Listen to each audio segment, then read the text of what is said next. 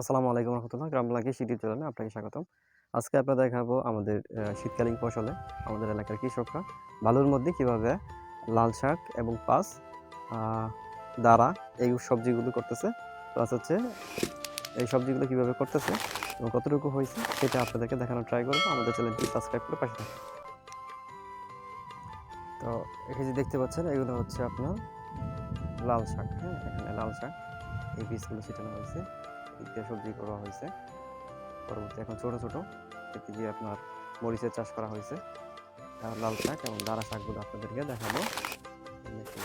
ছোট ছোট লাল শাক বালির মধ্যে, ঠিক আছে, বালির মধ্যে তো এগুলো এখানে চাষ করা হয়েছে।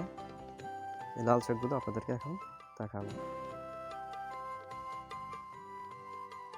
দেখতে পাচ্ছেন এখানে লাল শাক চাষ করা হয়েছে, কত সুন্দর, মাশাআল্লাহ, কত সুন্দর।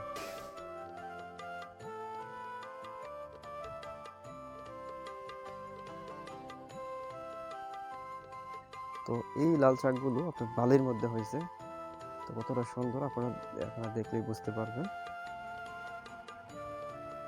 এই হচ্ছে লাল শাকের বর্তমান অবস্থা। আর এদিক দিয়ে তো আপনার চাষ করা হয়েছে লাল শাক, দেখতে পাচ্ছেন ছোট ছোট হয়েছে এদিকটাতে, এই দিক জুড়ে। হ্যাঁ, আর এদিকটা হচ্ছে দাঁড়া চাষ, দেখতে পাচ্ছেন দাঁড়া চাষ সুন্দর হয়েছে অল্প জায়গার মধ্যে। হ্যাঁ, যে ওই পাশে ছোট, এই পাশে আগে লাগানো হয়েছে দাঁড়াগুলো, যে এখান থেকে বড়, অনেকটা বড় হয়েছে দাঁড়া চাষ।